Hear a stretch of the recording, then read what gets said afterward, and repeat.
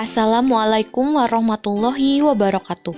Apa kabar Ananda Solih dan Solihah? Semoga Ananda selalu diberikan kesehatan ya.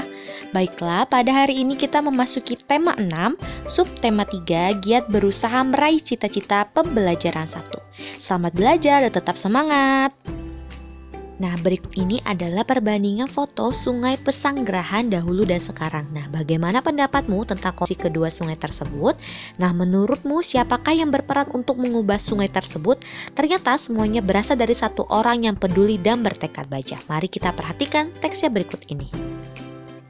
Sang penyelamat Kali Pesanggerahan namanya Haji Khairuddin, tetapi banyak orang memanggilnya Bang Udin. Mulanya berkeinginan melihat Kali Pesanggerahan di Jakarta menjadi bersih.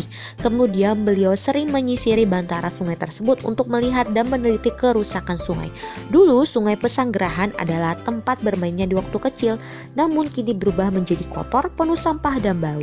Dengan bekal tekad yang besar, ia mulai membuat perubahan. Beliau mulai membersihkan sampah-sampah yang ada di sekitar sungai. Awalnya masyarakat sekitar banyak yang menentangnya, bahkan beliau dianggap sebagai perusuh. Namun beliau tidak marah, barangkali orang lain belum paham tujuannya. Beliau hanya berusaha menyadarkan mereka untuk membuat kebersihan sungai dengan berbagai cara. Nah, berkat kesabarannya dan tekad yang kuat, lambat laun banyak orang yang mengikuti langkahnya. Bahkan komunitasnya mampu menanam 40 ribuan pohon produktif di sepanjang bantaran sungai.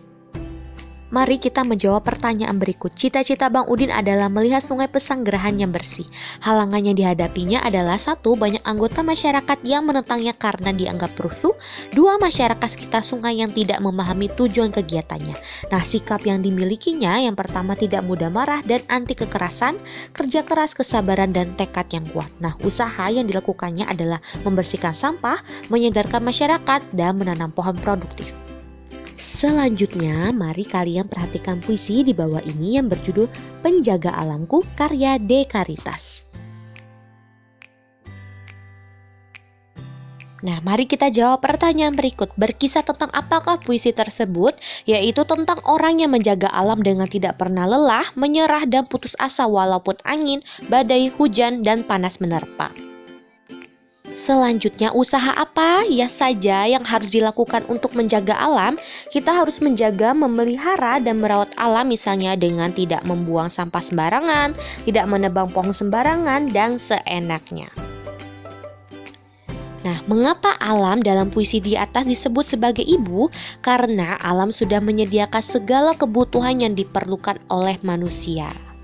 Nah, itu dia ya penjelasan tentang isi dari puisi yang sudah kita baca tadi. Nah, deklamasi merupakan salah satu cara membacakan puisi tanpa menggunakan teks puisi. Biasanya orang yang mendeklamasikan puisi harus menghafalnya terlebih dahulu. Membaca puisi memerlukan pelafalan yang jelas dan intonasi yang tepat. Selain itu, pemenggalan kalimat juga harus diperhatikan. Dengan demikian, puisi tersebut akan enak didengar dan mudah dipahami isinya. Nah, contohnya seperti kalian lihat pada gambar ya.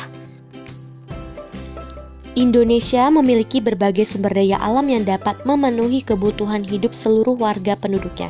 Sumber daya alam hayati dan sumber daya alam mineral dalam berbagai rupa tersedia melimpah di Indonesia. Nah, akan tetapi tidak berarti sumber daya alam itu dapat dikuras habis. Sumber daya alam mineral merupakan sumber daya alam yang tidak dapat diperbaharui. Nah, jenis sumber daya alam ini memerlukan waktu yang sangat lama dalam pembentukannya.